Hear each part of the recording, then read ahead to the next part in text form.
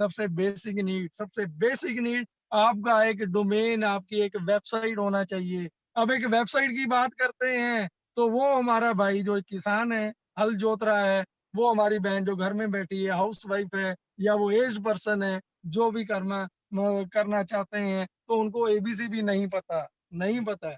वो लोग क्या करेंगे? उनको यदि अपना कोई भी बिज़नेस, कोई भी घर तो चलाना है, बिज़नेस को ऑनलाइन लेके जाना है।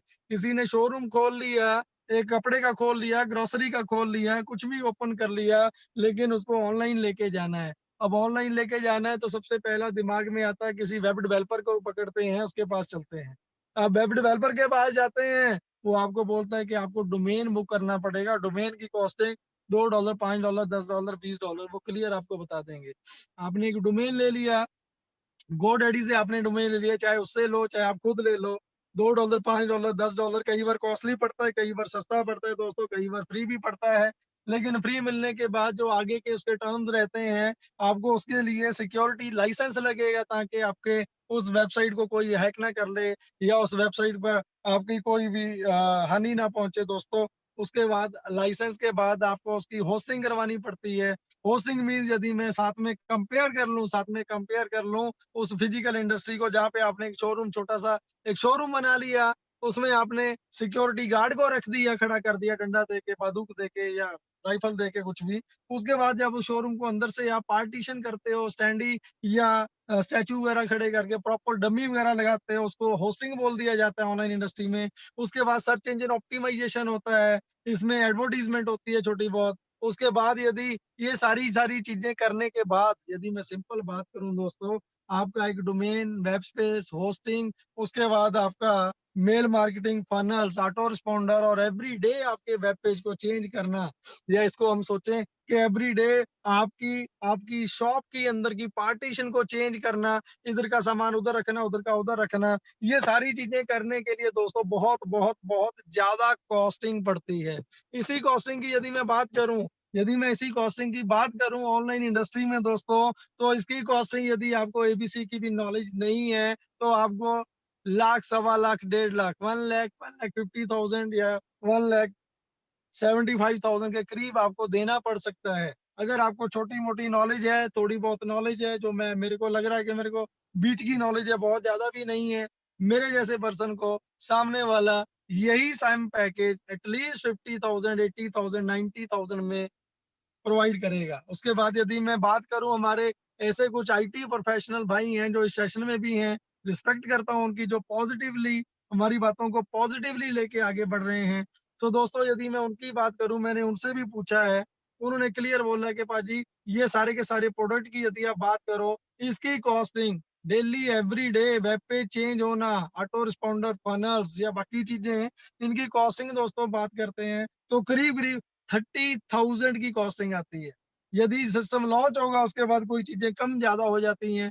फिर भी मैं आपको इतना बोलूँगा कि दोस्तों एटलीस्ट इतना कम मात्र $25 में सिर्फ़ और सिर्फ़ ऑन पैसिव ही दुनिया में दे सकता है, और किसी ने ना कभी सोचा है, ना कभी सोचेगा, ना कभी दिया है, ना कभी देगा। चाहे आप गूगल की बात कर लो, गोडैडी की बात कर लो, किसी की भी बात कर लो, ये कभी भी ना इन्होंने दिया है, ना देंगे।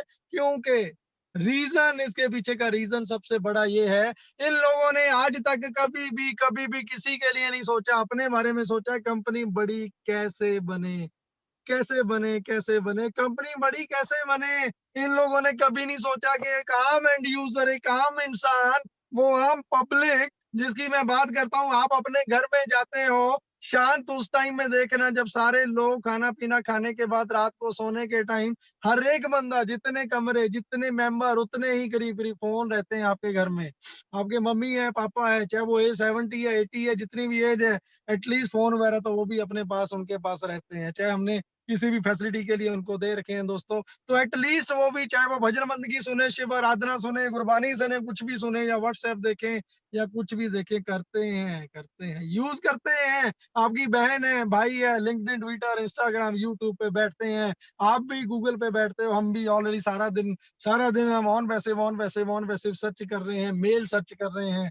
हम सब भी हम जितने भी लोग हैं, घर के जितने भी मेंबर्स हैं, हर इन सिस्टम को बड़ा बनाते जा रहे हैं, पैसा कमा के दे रहे हैं, पैसा कमा के दे रहे हैं।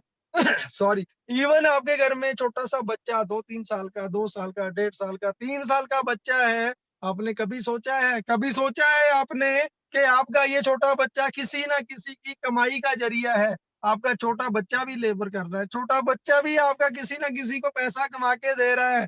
उस यूट्यूबर को रतनदीप जी हैं, मोहित त्यागी जी हैं, बहुत सारे हमारे भाई हैं, कि अपने शुक्ला साहब भी हैं, कभी-कभार डाल देते हैं ये भी, कोटियान साहब है। यूट्यूब पे दोस्तों जो भी अपना कभी वीडियो अपलोड्स करते हैं, या मैं उनकी बात करूँ, छोड़ो इन हमारे भाइयों की, हम बात करते हैं उन लोगों की जिन्होंने कार्टून्स अपलोड किए हैं, राइम्स अपलोड किए हैं दोस्तों। जैसे ही हमारा बच्चा एक कार्टून पे क्लिक करता है, वो कुछ ना कुछ ₹2, ₹5, ₹7 किसी ना किसी को कमा के दे रहा है। हमारा बच्चा है, हमें पता है, वो टलता नहीं है, वो रुकेगा नहीं। वो 2 मिनट के स 2 मिनट पूरे भी नहीं करता, 1 मिनट पूरा नहीं करता, नेक्स्ट ओपन कर लेता है, नेक्स्ट ओपन कर लेता है। कभी-कभार तो आप अपने फ़ोन को देखोगे, तो दुनिया भर के ऑडियो वीडियो उसने डाउनलोड करके छोड़े हुए होंगे, जो मैं देखता हूँ, मेरे साथ होता है। सो दोस्तों, ये पे पर क्लिक, पे पर व्यू, अपलोडिंग, डाउनलोडिंग, शेयरिंग, ये जो इनकम्स हैं, हमारे बच्चे, हमारी फैमिली पर्सन हर उस बड़े-बड़े बिग हाउस को बड़ा बनाते जा रहे हैं, चाहे यूट्यूब की बात करो, दूसरे-तीसरे सिस्टम की बात करो, बनाते जा रहे हैं, बनाते जा रहे हैं। यही हमारे वो एंड यूज़र भाई, जो चाहे वो एक बहुत ही बिलो पॉवर्टी लाइन में बात करता हूँ, चलो जिनमें हम भी आते हैं, कभी हम भी उसी कैटेगरी में थे। मैं नहीं किसी को मैं हर्ट नहीं करना चाहता, किसी को पिंच नहीं करना चाहता दोस्तों, मैं अपने पे लेके चलता हूँ। ये सारी चीज़ें झेली हैं, वो टाइम देखा है। सो इन बड़े-बड़े बिग हाउस ने, बड़े-बड़े सो कॉल्ड ये जितने भी बिग जायंट्स हैं, इन्होंने कभी भी हम सोचते थे जब स्मार्टफ़ोन लॉन्च हुए थे ना, कि ये बड़े-बड़े उन्हीं लोगों के लिए है, जो बड़े अच्छे पढ़े-लिखे हैं या अच्छे स्टैंडर्ड से आते हैं। नो, ये उन लोगों के लिए नहीं है जो नीचे बैठ के जो काम करते हैं या कुछ भी करते हैं दोस्तों।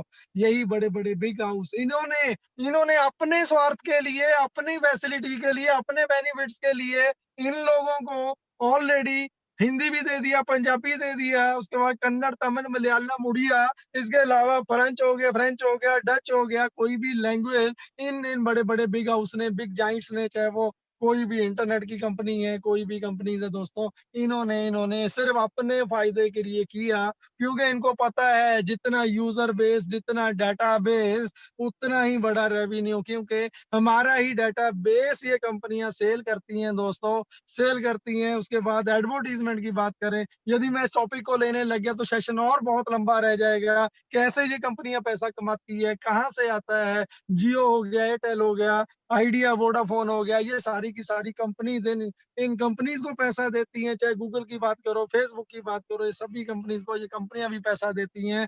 एडवर्टाइज़मेंट का भी रेवेन्यू जनरेट होता है, दुनिया भर का रेवेन्यू यहाँ पे जनरेट होता है दोस्तों, होता है। सिर्फ़ और सिर्फ़ आप सभी लोग, हम सभी लोगों के बिहाफ़ पे, हमारे बच्चों के बिहाफ़ पे, बट किसी ने भी नहीं सोचा कि इन लोगों को, इन एंड यूज़र को, इन बच्चों को, इन आम पर्सन को पैसा कैसे पहुँचाया जाए। यही चीज़, यही सिस्टम सबसे बड़ा बनाता है ऐश मुफारा साहब को, जिस बंदे ने ये सोचा कि मैं ये ऑन पैसिव ये ऑर्गेनाइजेशन उस हर पर्सन को बड़ा बनाएगी, जो भी पर्सन ऑन पैसिव को बाय डिफ़ॉल्ट गलती से भी यूज़ करेगा।